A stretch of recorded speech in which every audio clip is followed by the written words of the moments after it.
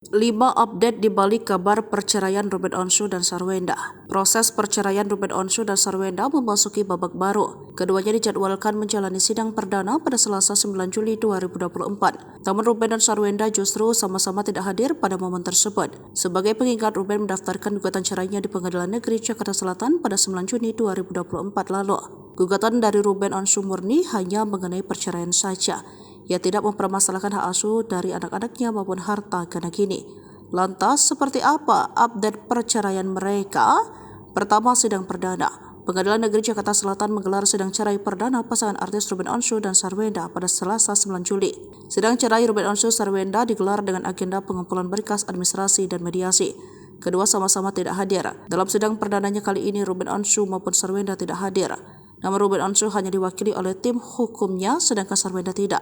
Tim kuasa hukum Ruben Onsu, Raga Ginting, tidak mengetahui pasti alasan kliennya tidak hadir dalam sidang cerai mediasi.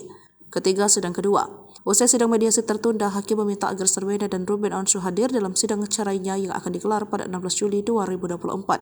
Ya, jadi tergugat juga diharuskan untuk datang. Kami juga akan hadir untuk persidangan minggu depan, ujar Raga. Hanya saja minggu depan adalah pemanggilan kedua terhadap penggugat dan tergugat tanggal 16 selanjutnya. Keempat, 6 bulan sudah pisah rumah. Pada momen itu pula terkuak fakta kalau Ruben sudah pisah rumah selama 6 bulan dengan Sarwenda. Hal itu dikonfirmasi langsung oleh Raga Ginting. Namun Raga Ginting tak memberikan penjelasan lebih rinci terkait siapa yang menempati rumah lama dan rumah baru. Kelima, tetap akur berkomunikasi. Di tengah proses cerainya, Ruben dan Sarwenda terlihat akur. Bahkan di hari sidang perdana, Ruben tampak mengirim durian untuk Sarwenda. Hal itu terkuak lewat unggahan Sarwenda di Instagram Story. Dapat kiriman durian dari ayah, thank you ayah, ucap Sarwenda.